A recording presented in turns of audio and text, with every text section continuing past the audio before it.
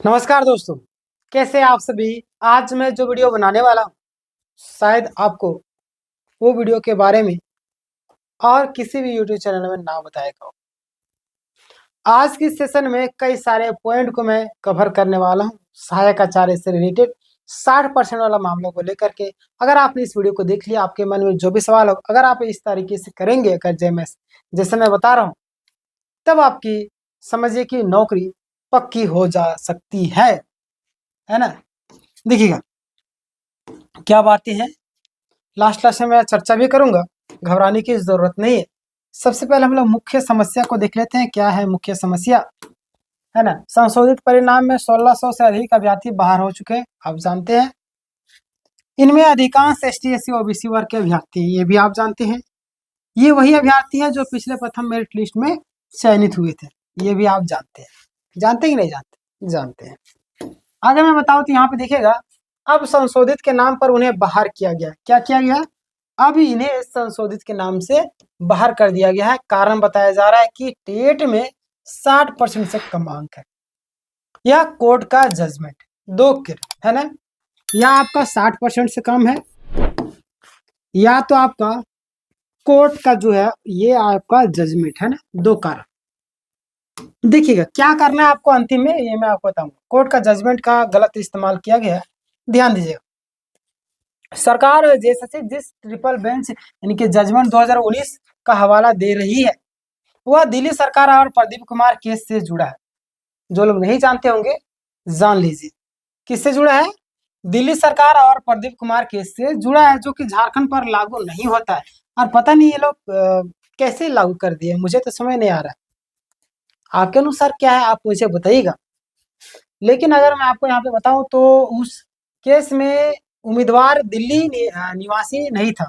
देखिए यहाँ पे ध्यान दिएगा कि ये उस केस में आपका उम्मीदवार जो है आपका दिल्ली निवासी नहीं था, इसीलिए उसे रिजेक्ट किया गया था।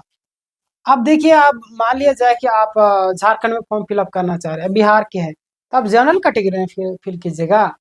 चाहे आप ST SC ही, चाहे कुछ हो, OBC हो, आपको जनरल कैटेगरी में फाइट करना पड़ेगा। अब मान लीजिए हम लोग हैं, झारखंड वाले हैं, चलेंगे बिहार में फॉर्म फिलअप करने, क्या हमको कैटेगरी में भरने देगा? वहां पे नहीं भरने देगा।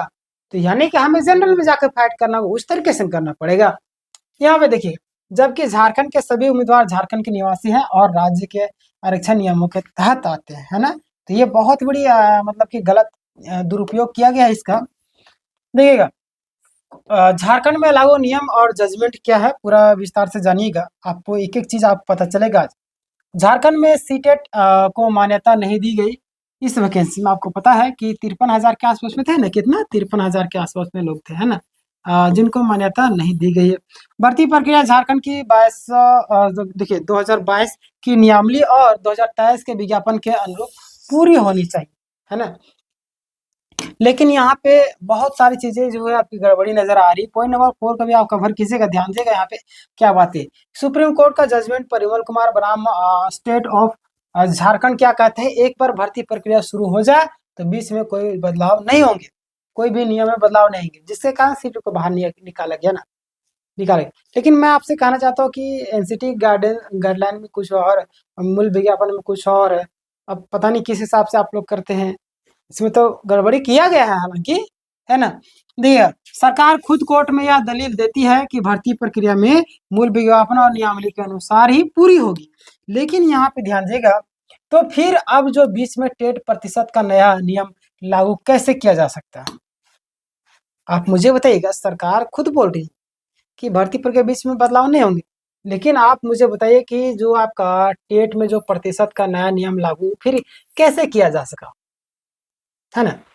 देखिए अगला, देखिए सरकार की दोहरी नीति क्या है, जो कि मैंने आपको शुरुआत से बताते आया हूँ, और जो हमारे सब्सक्राइबर होंगे उनको पता होगा। एक एक चीज का मैं एक एक पॉइंट को आपको डिस्कस करके बताता हूँ, है ना।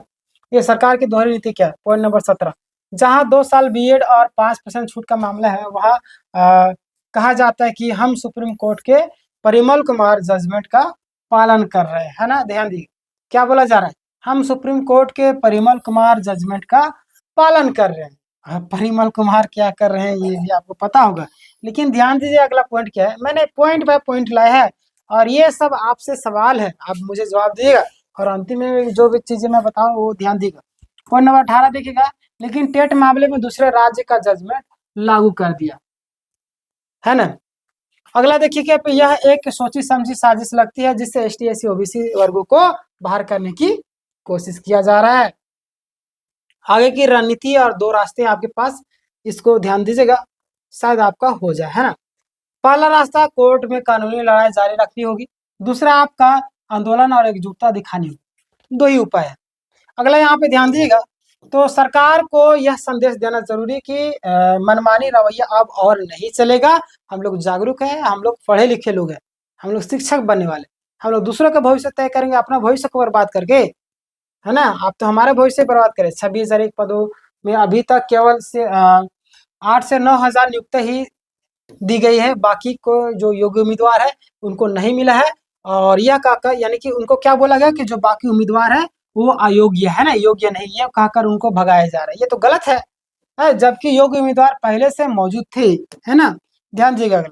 एकता और संगठन का आह्वान किया जा रहा है कि सभी लोग एकजुट रहिए और ग्रुप है आप लोग जरूर जुड़ जाइएगा, जितने भी लोग हैं, आप चाहे एस टी एस सी हो, चाहे कोई भी कैटेगरी के, साइंस हो, लैंग्वेज हो, एस एस टी वाले, कोई भी शिक्षक, चाहे 1 to 5 हो, सभी को एक मंच में एकजुट होकर के आइएगा। सरकार से अपील क्या है, ध्यान ये भी जान लिए। मुख्यमंत्री हेमंत सोरेन जी देखिए से निवेदन है कि अधिकारियों की इस मनमानी को स्पष्ट स्टैंड बनाए, और यह केवल एक भर्ती नहीं बल्कि छात्रों के एक जीवन इसमें जुड़ा हुआ है। न्याय के उम्मीद लगाए हुए छात्र हैं और आरक्षण व्यवस्था की लड़ाई भी है। जब नियमावली 2022 और विज्ञापन 2023 में ऐसा कोई उल्लेख नहीं था, तो अब नया नियम थोपना आवश्यक की असंवैधानिक ही है। तो ये मैंने आपको आज का पूरा पॉइंट बता दिया। अंतिम संदेश क्या आप सबके लिए, कोर्ट में मामला चल रहा है, लेकिन साथ ही आवाज उठाना भी जरूरी है, इसलिए मैं आपको वीडियो में बना के बता रहा हूँ, है ना। अगर हम सब एकजुट होकर के खड़े रहेंगे तो आपका 100% की नियुक्ति होगी, अन्यथा बाद में आपको पछताना पड़ सकता है। अगले वीडियो में आरक्षण और कई सारे नियमावली को लेकर के मैं आपको बताने वाला हूँ।